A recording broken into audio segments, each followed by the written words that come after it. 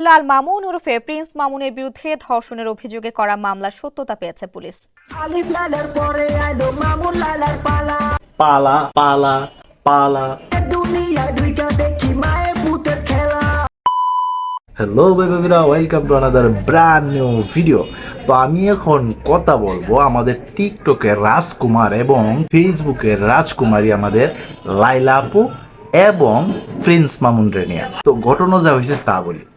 এই যে মামুন এবং লাইলা দুইজনেই তো খুব ভালোভাবে লিভ টুগেদারে ছিল।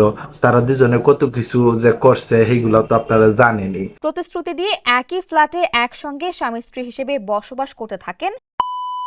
মামুনের নামে কিন্তু আমাদের লাইলাফা একটা মামলা দিয়েছিল, মনে আছে? এই যে ধর্ষণ মামলা। হ্যাঁ, আপনারা ঠিকই শুনছেন।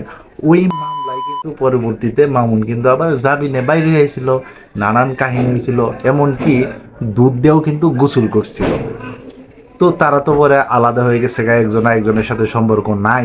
এখন তারা বিভিন্ন রকম ভাবে একজনের সেলুন চালায়, আরেকজনে অন্য নতুন নতুন ছেলে পেয়ে নিয়ে ঘুরতে যায়। তো আমাদের এই লাইলা আপার মামলার কালকে একটা রায় বাইর হয়েছে, যেটা আমি নিউজ পোর্টালে দেখলাম যে ধর্ষণের সত্যতা পাওয়া গেছে। তো আমার ঘটনা হয়েছে, ভাই তোমরা যেহেতু একই ছাদের নিচে রইছো, একই জায়গাতে রইছো, এটা তো জোর করে মামুন সাহেব করে নাই।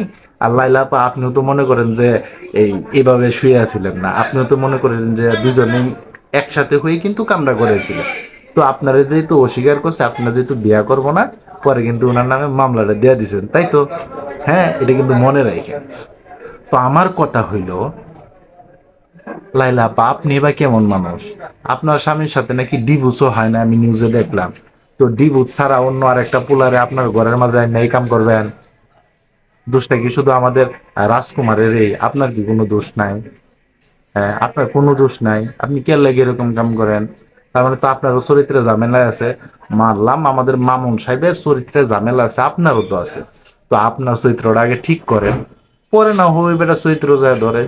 তো আপনার পোলার বয়সে একটা পোলার সঙ্গে আপনি লিভ টুগেদার করতে পারেন, আর বেটা সুযোগ পায় একটা কিছু করব, সেটা তো স্বাভাবিক ঘটনা। তো পরে শোনা যাইলো কি আপনারা দুজনে বিয়া করছেন, আপনাদের কাবিন নামাও আছে।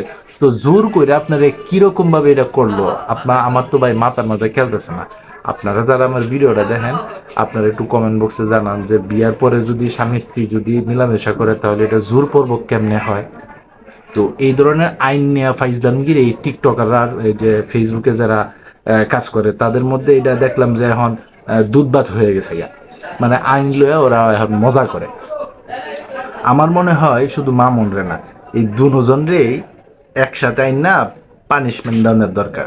তো তোমরা যারা আমার ভিডিওটা এতক্ষণ কষ্ট করে দেখছো, তোমাদের কাছে কেমন লাগছে অবশ্যই তোমরা একটু কমেন্ট বক্সে জানাও। তো এই ছিল এখনকার মতো ভিডিও। তো সবাই ভালো থাকবা, সুস্থ থাকবা, কাছের মানুষটা ভালো রাখবা।